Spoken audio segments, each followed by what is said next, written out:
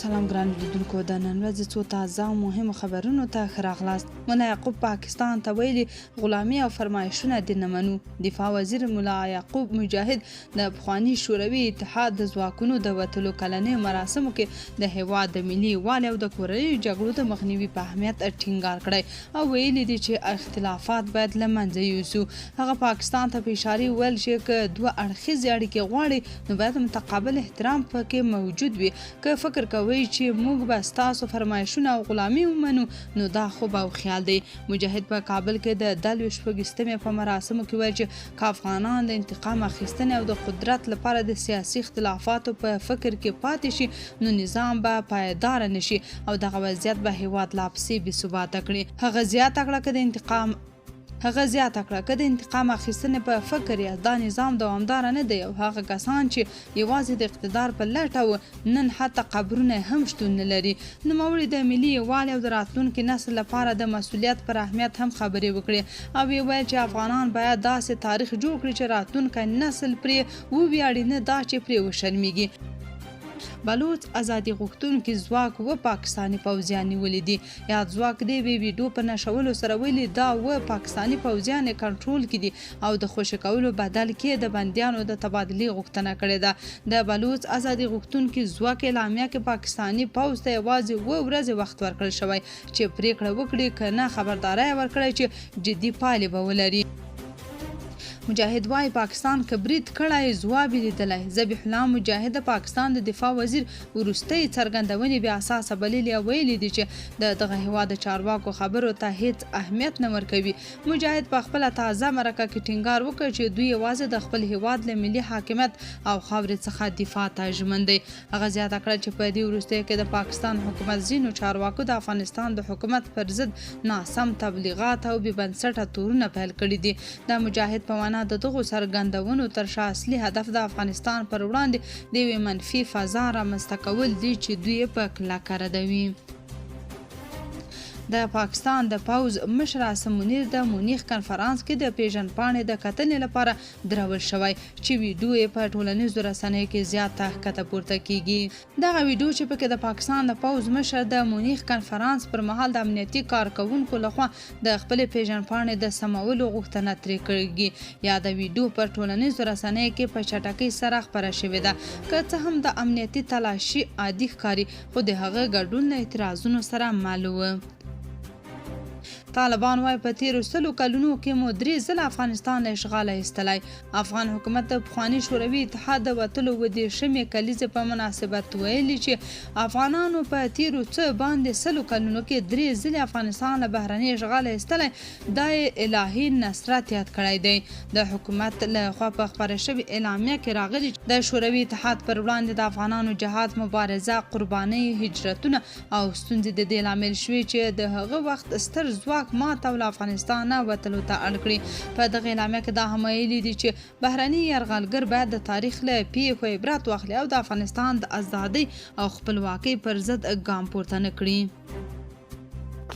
د کورنۍ چارو وزیر سراج الدین حقانی ویلي د افغانستان امنیت د سیمې او نړۍ له امنیت سره نیغ تړاو لري او ټینګار کړی چې نړیوال او ګاونډي هیوادونه باید د افغانستان د ثبات د دوام لپاره همکاري وکړي.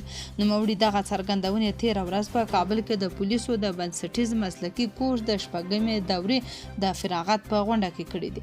هغه ویل هغه افسران چې د اسلامي عقیدې او مسلکي روزنې پر بنسټ روزل شوي وي کولای شي خلکو ته اغېزناک او ارزښتمن خدمتونه وړاندې کړي. حقانی د پولیسو رول د امنیت د ټینګښت، د جرمونو د مخنیوي او د نظام د پیاوړتیا لپاره مهم بللی او زیاته کړې ده چې د پولیسو مسلکي کېدل د هیواد د ثبات لپاره بنسټیز ارزښت لري. فضلي ویلي چې له افغانستانه د پخواني شوروي اتحاد تر وتلو وروسته د سیاسي عدم انسجام له امله اساسات زیانمن شول. ښاغلي فضلي دا ورځ په افغانستان کې د ملي نجات بللې ده. هغه ټینګار کړی چې د دې وروسته بیا د استعمار او د هغوی د شاتګ پالو متحدینو د کرغېړنو ګامونو له امله او همدارنګه د ملت پالو افغانانو د سیاسي عدم انسجام له کبله د هیواد برم، سیاست، ثبات، تاریخ، هویت، فرهنګ، ټولنیز جوړښت او حکومت ولسوالۍ ته ژور زیانونه واوښتل. نن د فبرورۍ 15 او د 24 له افغانستانه د پخواني شوروي اتحاد او ځواکونو د ایستل کېدو له 27 کلیزې سره برابره ده چې د افغانانو د پراخ مقاومت نتیجه کې تللو ته اړ شول. د کابل کندهار پر لویه لاره 2 ټرافیکي پیښو 6 تنه مړه کړي. په غزني ولایت کې 2 ټرافیکي پیښو 6 تنه مړه کړي او 13 نور ټپیان کړي دي. په غزني کې د طالبانو د حکومت امنیه قومندانۍ ویلي چې یوه پیښه د کابل کندهار په لویه لار په مقر ولسوالۍ کې 13 شپه شوې چې یو تن یې مړ کړی او 12 نور ټپیان کړي دي. دویمه پیښه د باختر اژانس په وینا په همدې لویه لار د قرهباغ ولسوالۍ اړوندو کې شوې چې 15 تنه مړه کړي او یو تن ټپي کړ. د کابل کندهار لویه لار باندې وخت نا وخت داسې خونړۍ ټرافیکي پیښې کیږي چې لامل د لارې خرابوالی او د موټر چلوونکو بې احتیاطي ښودل کیږي. منصور وایي نړۍ باید د افغانانو احسان هېر نه کړي. له افغانستان څخه د پخواني شوروي اتحاد د پوځونو د وتلو د 27 کلیزې په مناسبت د افغانستان کلو بیا رغونې او پراختیا وزیر ملا عبداللطیف منصور ویلي دا ورځ د افغانستان د ویاړلي تاریخ یو زرین باب دی. منصور ویلي دا ویاړمنه ورځ د افغانستان د 1.5 میلیون شهیدانو د وینو د مجاهدینو قربانۍ برکت و چې پخواني شوروي ټول زور اوبه او مدرن جنگي ماشین فعال شو. د کمونیزم د الحادي مفکورې پر تابوت وروستی میخ ټکوهل شو او نړۍ د دوی له شره په امن شوه. نوموړي زیاته کړې افغانانو ته پکار ده چې د خپلواکۍ ساتلو په پار له خپل اسلامي نظام دفاع وکړي څو بیا پردي پر افغان خاوره د یرغل جرأت ونه کړي. یاد لوړپوړي افغان چارواکي ویلي چې د سیمې او نړۍ هیوادونه باید هیڅکله د افغانانو د احسان هېر نه کړي چې دوی ته د کمونیزم او سره پوځ له شر څخه نجات ورکړ. ډونالډ ټرمپ غواړي د اوکراین جګړه په دایمي ډول پای ته ورسوي. د امریکا د بهرنیو چارو وزیر مارکو روبیو ویلي چې د اوکراین ولسمشر ولادیمیر زیلنسکي سره د لیدلو پر مهال د اوکراین د امنیتي وضعیت او دوه اړخیزو همکاریو پراختیا په اړه خبرې کړې دي. د امریکا د بهرنیو چارو وزیر مارکو روبیو د شنبې په ورځ پر خپل ایکس باندې لیکلي چې د اوکراین ولسمشر ولادیمیر زیلنسکي سره د لیدنې پر مهال د دوه اړخیزو همکاریو پر پراختیا خبرې کړې دي. نوموړي زیاته کړې ولسمشر ټرمپ داسې یوه حل لاره غواړي چې په اوکراین کې روانه وینه تویونه د تل لپاره پای ته ورسیږي. دا لیدنه پر داسې مهال ترسره کیږي چې نړیواله ټولنه په اوکراین کې د سولې د احتمالي طرحې په اړه د ټرمپ د ادارې راتلونکو ګامونو ته په تمه ده.